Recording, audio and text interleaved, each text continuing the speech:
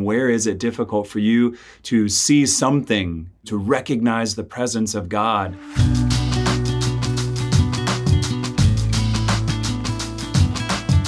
Brothers and sisters, may the Lord give you his peace. Father Malachy here. Just want to ponder a question with you that I know I've asked and many have asked me before, which is like, how do I see God? How can I encounter him? And I want to offer you at least one answer that I learned years ago from an old man on a bench. And that answer is, look again. And that old man sitting on a bench years ago, his name is Hubert. He was one of the original frogmen, like the OG Navy SEALs in World War II who went into Japan. He was a man who was a man's man. Grew up in the country outside of Augusta, Georgia, where I'm from. Lived in this old house. It was down a dirt road, washed out red clay. And, a wild guy, lived a wild life, became an alcoholic, suffered from that for years. But later in life had a profound conversion to the Lord, to the faith, became Catholic, discovered this profound relationship with Our Lady. And he spent the latter years of his life living quite simply and contemplatively out in the country. And young men would just come from all different places just to spend time with Hubert. You'd walk into his house and you'd see this hole in the middle of the floor and these wooden, slats on the ground that were his floorboards. And what the heck's that hole there for, Hubert? And he's like, oh man, one of them dang rattlesnakes come up in here the other day. Just had to go ahead and shoot him, which means he pulled out his pistol that he usually had on his hip with him and shot a rattlesnake in the head in the middle of the house. And he was just quite a character. And I remember that his house, just outside on the edge of the yard, there was a bench. And next to that bench was this tall wooden cross that somebody put up, a 6x6 post. And it just looked out on the field, the country that was there next to where he lived. And Hubert would just sit on this bench and he would just pray the rosary, had a list of names of young men that he was praying for, interceding for. And it was a joy to be sitting on that bench next to him praying and just talking. I remember one day talking to him about life, sharing about my own life. And as we're sitting there, Hubert just kind of pauses for a moment. He says, look out in that field. He's like, can you tell me, what do you see? And I remember I'm looking out on this field and it's one of these moments where you feel the gravitas of this question and I want to have some kind of an answer for him. And I'm like, I don't know what to say. I was like, I see some trees. I don't know, Hubert, I don't see much. There's trees and bushes and grass or whatever. And then he stops and he turns and he looks at me and he says, look again and tell me, how many shades of green do you see out in that field? And I remember just turning, and it was this moment in my life, honestly, where I turned and I looked out on this field in a way that I'd never looked at the world, had never looked at a tree, a blade of grass before. And I'm looking out and I just began to try and calculate my brain, how many shades are out there? Because again, I want the right answer for this man that's just this iconic figure of what it means to be a true man in all of those senses of the word. And I'm sitting here and I'm like, I don't know how many shades, Hubert. Tons of them. And he was like, yeah, it was more than we could count. And then he says to me again, he's asking another question, which I didn't have an answer to, which is, do you know why it's all green? Because could have been all gray.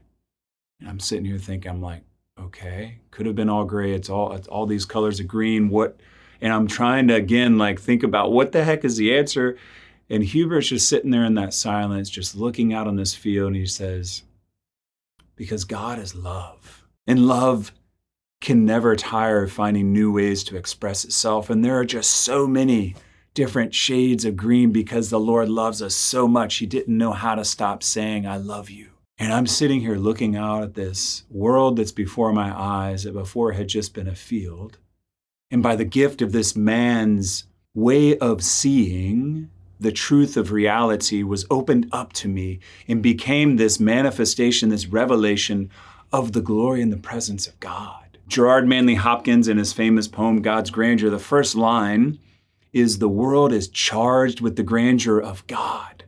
That everything around us is charged with, is sort of bubbling over, bearing the presence of the source from which it flows. St. John Paul II said that it's not so much at the source of creation that we find a great mind as a great heart. Everything that exists is the overflow of the love of the Trinity, the Father, Son, and the Holy Spirit. This heart of love that's at the source of everything that is created pours out into life, into the life that we're living now, today. The world continues to be charged with this grandeur. And brothers and sisters, there's this invitation to us, to you and to me, not only to look out at nature, which certainly is a privileged place of encountering God. I mean, St. Francis, right after his conversion, is walking around just marveling and praising God for the sun and for the moon, for the trees, for everything that exists. But he's also praising God for the poor, praising God for the gift of the Eucharist and the priesthood. He's praising God even for the cross and the suffering that he endured. Life became for him a place of encounter with God. This looking again with an eye of faith, looking again with a contemplative gaze, reveals the truth of who is before us. This looking again is an invitation to behold, to encounter, to see the presence of God who is with us. I looked out on that field and I saw nothing until I was invited to look again with these eyes of faith.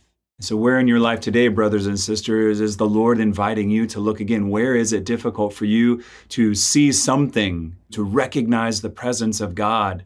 And it might not be a field out in the country. It might be a person in your life, a relationship. It might be a situation at work. Could be the streets that you live in and walk amongst the people in the cities where you dwell. Whatever it is, however it is, God's inviting all of us to look in this way. And if we look in this way, we will discover that glory that is diffused throughout all of creation.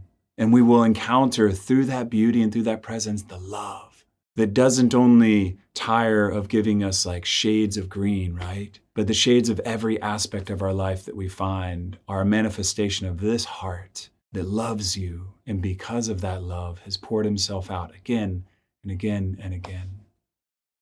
So brothers and sisters, I invite you as Hubert invited me, look again and discover the presence of God right before your eyes. God bless.